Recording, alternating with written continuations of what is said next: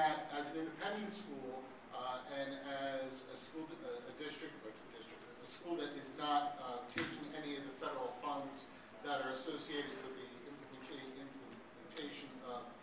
CEPA in the school, we have no obligation to do that. It's one of the benefits, I guess, of being an independent school, in that you can, you're setting your own ground rules for which you're operating and running the school. That is not to say that what we had in our policies and our guidelines do not adhere to what goes on in CEPA. It is simply that when it comes to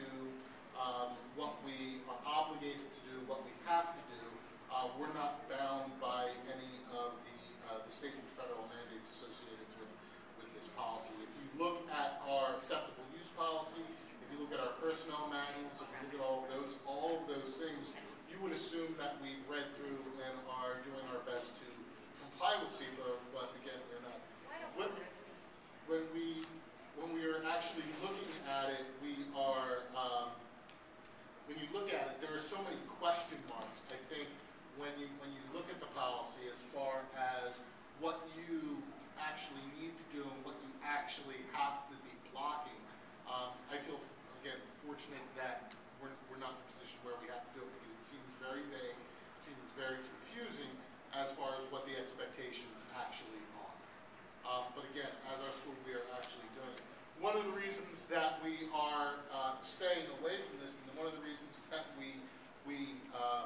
really don't do a lot at our school with regards to blocking, is we don't want to end up in an arms race with our students. And what we mean by that is, if a student wants to get to a website, they're going to spend their time figuring out how they can get to that. Whether they're doing it through proxy sites that they're going through, stuff that they're setting up at home, so on and so forth. If a student wants to get to Facebook while they're inside of school, they simply have to take out their phone and get on, onto their Facebook app that's on their iPhone or on those other things. So what we look at is really, if we can take blocking and filtering off of the table for us as something that we need to spend a lot of time doing, it allows us to focus our energies and our efforts on things that actually matter to students in the educational process and in the education that's going on a daily basis inside of the school. If I were, that's all my staff would work on, if that were the case. So we really try to keep things as open as possible as we go through these. And one of the things that we end up doing, we do block certain things inside of our school. We have a content filter that is in place. We do block things. But the other things that we do is we have the option to not only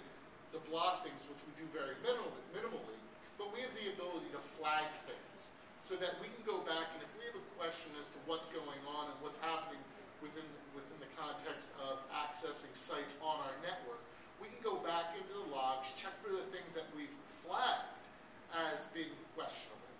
and actually then go back and review those pieces at a later date if need be, if there is some sort of discipline case or something that needs to be brought where we need to investigate those pieces. And again, we do this because of the idea that this really should be about the teaching. When you talk about filtering, when you talk about blocking different sites, one of the things that you're not doing is you're not teaching. You're not doing what our primary mission is in schools, and that's really to educate students in how to be successful once they get outside of school. And once they get outside of school, whether it's at the end of the day and they're going home, or whether it's once they graduate from the school, if you do not talk to them about what is appropriate and inappropriate and how to handle certain things online, because your answer to that in your schools were to simply to block it and dismiss it as not being something that you need to deal with, then you're doing the students a disservice and you're not doing your primary job, and that is of education.